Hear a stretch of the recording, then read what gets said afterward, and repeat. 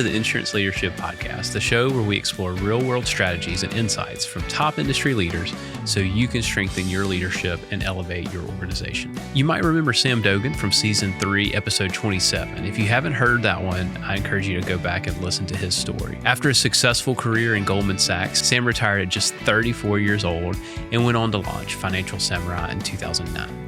Today, we're excited to welcome him back to the show. We've got a lineup of thoughtful questions and new topics to explore with Sam. So let's get started. Well, welcome, Sam. Hey, thanks for having me again, Casey. Absolutely. Well, catch us up to speed a little bit. It's been a while since we've talked. Tell us a little bit of life updates, things like that. Well, I'm 48 years old now, so 2.5 years older than since we last spoke. Kids are 8 and 5, and came out with a new book, Millionaire Milestones, Simple Steps to Seven Figures.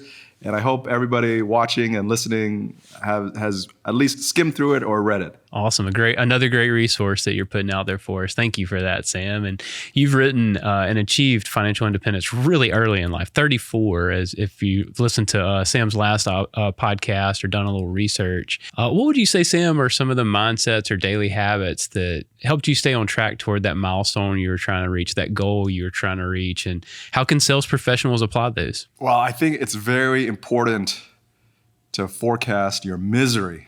And I think nobody really thinks about this. But the thing is, we'll all get excited in the beginning, first job. But after 5, 10 years plus later, we start getting a little bit miserable because things are a little bit mundane. It's the same old thing over and over again. So it's important to forecast your misery and to think when in the future will you no longer enjoy doing what you want to do, because that'll keep you motivated to save and invest as much as possible. The personal saving rate in America is about 5%, which means it takes 20 years to save 1 year of financial freedom. I mean, that's crazy. So if you work 60 years, you're going to save 3 years of financial freedom. That's nuts to me. And then what we saw during the pandemic was that the personal saving rate in America rocketed from 5% to about 35%. So in other words, it told all of us that we can save more if we want to. We just choose not to. And if you're saving at a 33% clip, for example, that means that every 3 years you work, you save 1 year of financial freedom. And if you save at a 50% clip, every year you work, you save 1 year of financial freedom. So really, it's about focusing on when you think you no longer want to do the job that you want to do, so you can focus on saving and investing as much as possible every single month. That's great, Sam. Forecast your misery. What a great way to say that. That's awesome. And salespeople that are listening to this, they often have variable incomes. They get these big instant payments from a sale or closing a deal or something like that. What would you say to someone who has that inconsistent cash flow month to month? Right. So what you want to do is you want to calculate what is that baseline average cash flow. So it's all volatile around an average, right? And you want to stick to that average spending amount. So whatever you're living off the average, spend that or try to spend less. So every time you got that big influx, please don't go crazy and just spend according to that one-time bump or that once-a-year bump, year-end bonus, or that big sales. Yeah, celebrate it maybe over a dinner or a drink with your loved one. Have some fun, but don't go crazy. Don't spend as much as you're making, right? I mean, that's the key to personal finances, to grow that gap over time in terms of income and expenses. And I would challenge everybody really to calculate your baseline average income and try to spend 50% of that. If you can do that, I think good things will happen in 10 years. Because too many people, and I've been doing this since 2009, writing on Financial Samurai, too many people, they don't have a plan and they just wing it. They wing it in their finances. And then 10 years later, they wonder where all their money went. And that's not what I want for y'all. If you are intentional, you have a plan, you stick with that plan, over a 10-year period, you're going to have more money than you realize. So someone listening to you say that and they're like, Sam, there's no way I can do that. Is there still value in starting small and kind of building up to that? Absolutely. So hedonic adaptation they always talk about it as the more you make, the more you're going to enjoy a luxurious life. And then you get used to it. And then you're thinking, well, now what? Let me go try to make more money, right? But hedonic adaptation works in reverse as well. So the less you make, it might stink for a while, but you get used to it. So it's kind of like with your 401k or your tax advantaged savings accounts, or even your taxable account. Let's say you start at 10% saving rate. Okay, that works. And then the next month you bump it up to 15%. And then by the end of the year, you bump it up to 30%. It's going to sting a little bit. It's going to force you to change your habits a little bit. But I promise you that you're going to get used to living on less. And that's great for your future because you'll have a lot more. So let's shift a little bit to the book, Millionaire Milestones. What's one of your key takeaways? Tease the book a little bit for us. Why should we read this book? Well, you should read this book. And I hope you all have a copy because I know Janice purchased 50 copies. So hopefully all y'all have a copy. And No if not, excuse, go right? buy one. No excuse.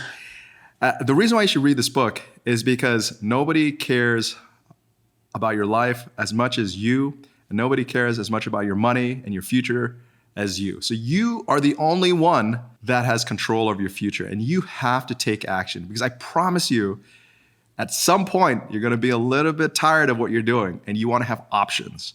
And when that time comes, you're going to be thrilled that you read the book, you saved, you invested, you asset allocated properly, and you stayed consistent. Because when that time comes and you have those options, that's where you feel free. And that's where you really appreciate all the, quote, sacrifices you made today, which really I don't think are sacrifices at all. Because life is both long and short. And at the back end, when you're older, you're more tired, you're less enthusiastic, maybe you have more responsibilities as a parent or you're taking care of your aging parents, you're gonna really appreciate that financial stability, that financial vault that you've created to have more options in the future. Yeah, sort of planning for your future self. Yeah, absolutely.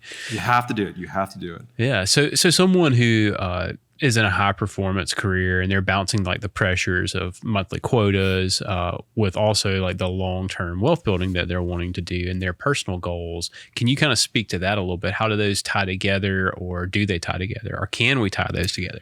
Oh, it's absolutely totally correlated. The better you do at your job, hopefully the more money you'll make, the more you can save, the more you can invest, and then the quicker you can break free if you want to. I hope everybody sees their job as a privilege, actually, because a lot of people can't get jobs. And if you've lost your job in this economy, it can take a long time to get that job back. It really seems like it's taking much, much longer for people to get that job. And any job you land in this economy, I feel it's like winning the lottery because probably hundreds of people wanted that job as well. So don't take it for granted. Treat it as something that it's like a gift that you continue to work on as hard as possible. Because at the end of the day, at the end of your life, you want to look back and say, well, I gave it my best shot. I gave it my best shot to be the best salesperson possible, to generate the most income possible, to build the best relationships possible. But even more importantly is to save as much as that as possible so you have those options in the future. This next question might be a little more nuts and bolts to what we're talking about, but what's the best perspective and best way to invest commissions or bonuses, especially when they come in large or like incremental chunks? We talk about dollar cost averaging a lot in the personal finance world, where you just continue to invest a set amount at a set time period. Usually that time period is, let's say, every 2 weeks, bi-weekly. But if you have your commissions every month or quarterly, you want to just be consistent in that. Don't skip out on contributing during any type of income windfall. You have to be consistent. And the easiest way is to just set a percentage allocation. So then the percentages, the dollar amount will change based on your income. But so long as you set a percentage, that's what's most important. And I do recommend everybody start with at least a 20% saving rate. So whatever your gross income, after taxes, you can do 20% of that, or you can shoot for 20% of your gross income. That's going to be a little bit harder. But set a percentage and try to hit that every single month for 2-3 months. And then once you start getting accustomed to that, raise that. So if we're talking about sales in general, Sam, it can really be a grind, as you know. Any thoughts on avoiding lifestyle creep, burnout, while still enjoying the journey to financial freedom? Because I think a lot of times when you think about financial freedom, it's like this lofty goal and it just kind of it sucks you in a lot of ways. But hey, there's a lot of life in between. How do we enjoy that? I mean, it's a tough question. I'm 48 now, and I worked 60 hours a week in my 20s and early 30s. And I went to school part-time for business school for 20 hours a week. So that was pretty brutal. But then now that I look back upon it, honestly, I wish I worked harder. I wish I worked harder.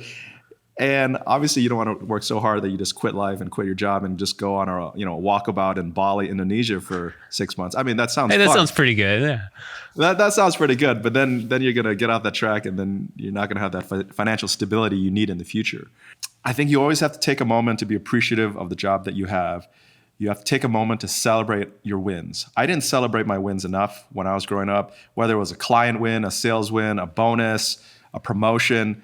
I don't know what it was. I just said, you know what, I'm gonna just keep my head down and keep on grinding and not celebrate with my loved ones. So I think you gotta celebrate your wins. Every single client, every single commission you bring in, every single promotion, celebrate those wins so you're reminded about the joys of progress. And then also continue to remind yourself that all the hard work will eventually pay off on the back end. Because if you don't put in the hard work now, on the back end, it's going to be really tough when you're older and have less energy and maybe your health is not as good. Yeah. Let's get real granular here. One of the good things about what you do is you have a bit of a community. How have you seen people practically celebrate those wins, whether it's something in their job that they're doing right now or in their long-term FIRE goal?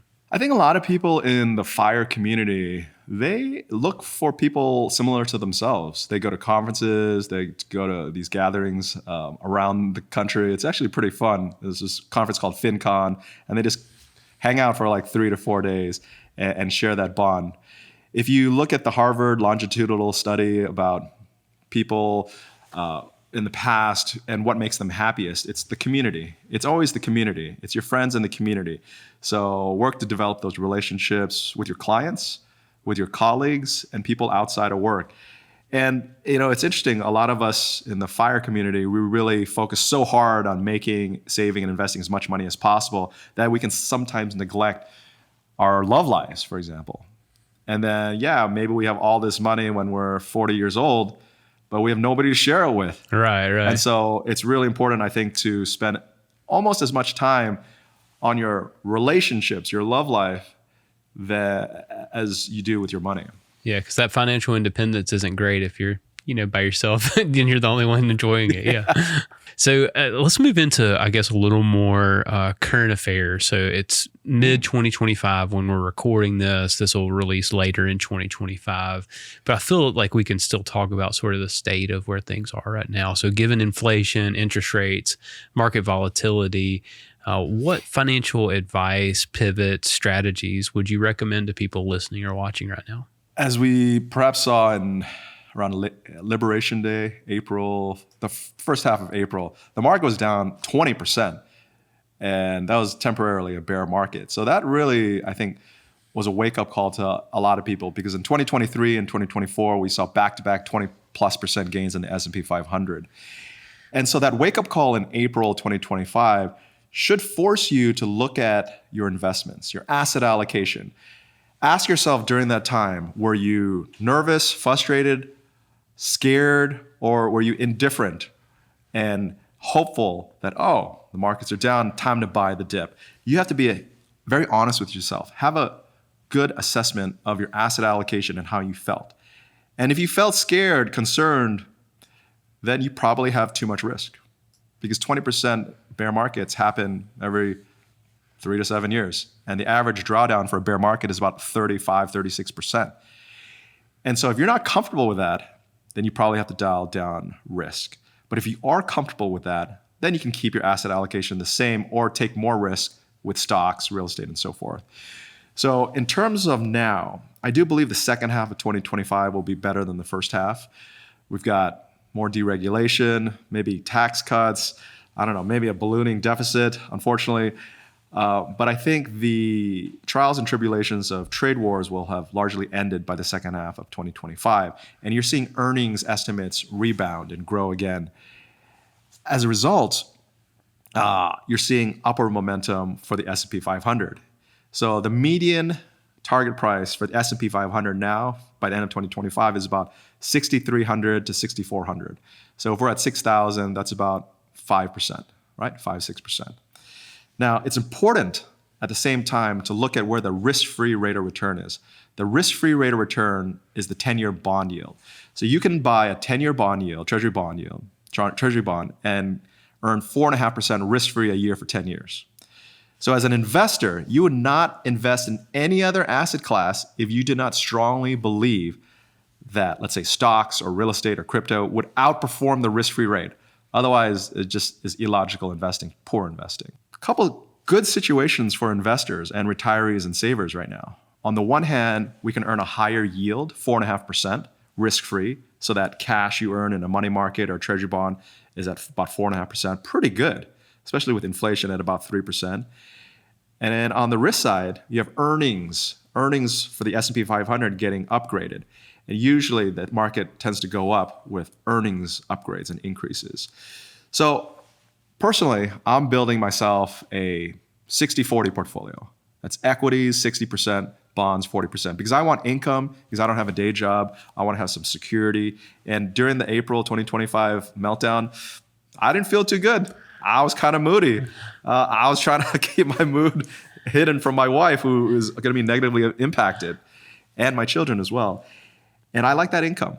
And then for 60%, okay, let's go buy stocks, long term. They generally return 10% on average a year since 1926. 75% of the time, it's a positive return. So let's go with that. You have to come up with your own asset allocation strategy.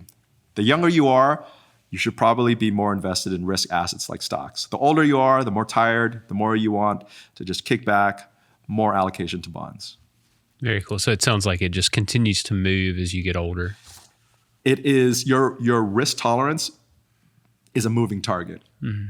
It totally is a moving target, and you have to do an assessment, an honest assessment of your feelings and your asset allocation.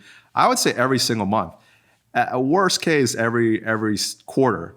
And you have to try to align that asset allocation with your risk tolerance as much as possible.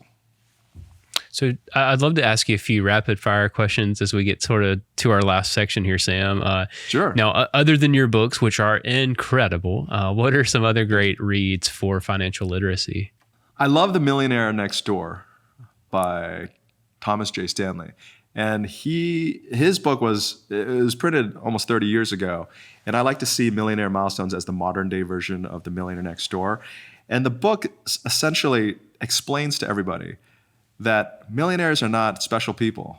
They're just the average person next door with an old car, a house they've lived in for 10, 20 years. So it tells you that you can do it too. You just have to have a framework, a strategy, a set of principles to follow over the long term, and you're going to get there. So I really like The Millionaire Next Door. I like Buy This, Not That. I wrote that in 2022 because it helps you think in probabilities and not absolutes. I think this is one of the biggest detriments to people. They think they have to have 100% certainty before they take that next job or call that prospective client or take a leap of faith and go back to school or retire early. No, that's just not how it works, because by the time you think there's 100% probability, that opportunity might pass you by. You have to think, I think, more in terms of like a 70-30 probability. If you believe with a 70% probability or higher that the choice you're going to make is the right one, you should go for it, while understanding that maybe 30% of the time you're going to get it wrong. And so long as you don't die or really lose all your money or something, you're going to learn from your mistakes and get better. Yeah, that's great, Sam. So good. Roth IRA or traditional? Roth IRA, I think, is worth it if you can contribute to it. There's income limits. I think the break-even point is about a 24% federal income tax rate. So long as you're at around a 24% federal marginal income tax rate or lower, contributing to a Roth IRA makes sense. If you're in a higher tax bracket, just contribute to your 401k and try to max that out. And of course, if you've maxed out your 401k and you're contributing to your taxable account, well, you might as well try to contribute to a Roth IRA through a backdoor Roth IRA or mega IRA if you're going to be investing anyway, right? Because yeah, you contribute after tax, but it'll grow compounded and you'll have those tax advantages when it's time to withdraw. Yeah, and if you want to learn more about that, just Google backdoor Roth IRA. Is that correct? Yeah. Okay. Awesome. Yeah, and I've written about this topic a lot. Yeah, great. What about index funds or real estate? It's like apples and oranges here. So index funds, ETFs, index funds are definitely for low cost. 85% of active fund managers can't outperform their respective indices. So why pay a higher fee to invest in an active fund that underperforms, right? It makes no sense at all. And on that same line, I've been consulting with a lot of folks regarding how to invest their money. And I see a lot of folks with lots of money paying a 1% fee for a financial advisor. And they're just structuring their portfolio. And that fee really starts to drag over time. $1 million portfolio, 1%, $10,000 every single year, 10 years is probably going to be more than 100,000 because assuming your portfolio grows, it's a real drag down on performance. So really try to minimize those fees. That's definitely something in our control. And then obviously asset is in our control. In terms of real estate, I think everybody should be neutral real estate. Neutral means owning your primary residence. And when you're neutral, that means you're no longer a price taker of rent increases, right? You fixed about 80 to 90% of your living costs. So just like how it's not wise to short the S&P 500 long-term, it's wise not to short the real estate market long-term by renting long-term. You should try to figure out a place where you want to live and stay for the next 5-10 years. And when you do, I think it's ideal to buy your primary residence. And then you're neutral. You're going up and down with the real estate market. And you're really only long the real estate market when you own more than one property because you have to live somewhere. So if you're long, let's say 2 properties, well, at least you can sell that rental property, for example, and earn a profit while still living in your place. What do you think about someone who wants a little more exposure in real estate? Would you recommend a REIT or having their own personal property as a second rental property or something like that? I think when you're under 40, I think you should try to build a physical rental property portfolio because you'll understand the market better. You can do improvements to generate more rental income and boost the value of your property. And you can market and try to find better tenants as well. Because that leverage aspect, you put down 20%, you leverage 5-to-1 with a mortgage, really pays off after 10 years. Even if the property is only appreciating 4% a year, if you're leveraged 5-to-1, that's 20% gross before all your expenses and all that, right? And so after 10 years, you're paying down your debt, so you're growing your home equity. Your property is appreciating generally with the rate of inflation plus 1 to 3%. And rent, if you're able to charge market rent every year, is also appreciating by generally the rate of inflation because your living expenses is part of the input component of CPI inflation.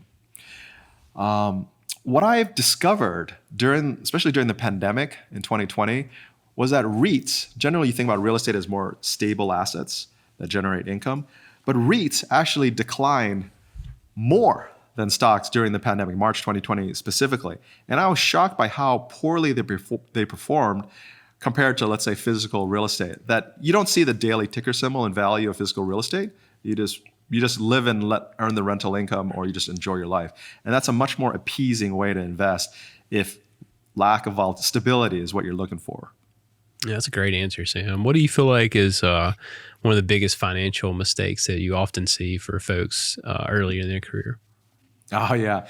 So the biggest financial mistake, bar none, is you graduated from high school or college, you get your first job, and you spend all your money. And what do you spend all your money on? You spend your money on going out, and you buy a car. We love cars in America. 95% of Americans own cars, and we spend way too much on a car when, like the bus, a bike, a really beater car will do. And if you think about the average household income, the median household income in America is about $80,000. The median or the average new car price in America is about $49,000. So if there's an average or median household buying the average price car, that's crazy because $49,000 is after tax. So that's like $65,000 gross income. And so I think the number one personal finance killer is buying too much car. I have a rule. It's a guide. Don't say it's a rule. It's a guide that says spend no more than 1/10 of your gross annual income on a car. So if you make $60,000 a year, try to look for a $6,000 car if you really need one. You can find a $6,000 car. It might be 10 years old, but you can get a really economical car, or maybe not get a car. Use public transportation, something like that. And I think if you want a more expensive car, let's say you want a $60,000 BMW or whatever it is, which I think is very expensive. You're going to have to try to make $600,000. And that sounds absurd, right? Maybe. But I think it's also absurd to spend so much money on a car when you don't make so much. So the idea is to tether your wants, the wants that you don't need, right? Wants are wants, to your income and your hustle. The more you want something, the more you're going to have to hustle to earn it. And if you can have that mindset throughout your entire financial independence journey, you're going to grow your wealth much greater than the average person who doesn't. That's a great and very practical tip there, Sam. Good stuff. And to close us out, if you had to start your journey over again, what would be advice you'd give to yourself? So I would definitely try to find a mentor who has been there and who's been to where I want to go. Maybe that person is 10 years my senior, 20 years. Find mentors to guide you, and then really listen to them. Don't think you know everything when you're young, because you don't. Because the idea is you want to stop telling yourself, if I knew then what I know now. The simple way to counteract that is to just ask someone who's been there before. So the fewer landmines you step on, right, the more limbs you're going to have, right? You're going to be able to walk, run, get there farther. So you want to just avoid the massive blowups. I've had massive blowups in my career. One of them was in 2007 when I bought a vacation property I didn't need, because I made the most money I'd ever made. And I was thinking to myself, okay, my income is going to continue to rise forever, right? I'm going to buy this 2-bedroom, 2-bath condo, $715,000, because I'll be able to afford it next year because I'm going to make more money. And then, of course, what happened? The global financial crisis happened. The value of the condo went down 50%. I felt like an idiot. 10-year albatross around my neck, reminding me every single month I had to pay the mortgage payment. What a fool I was to think my income would continue to go up to the sky forever, right?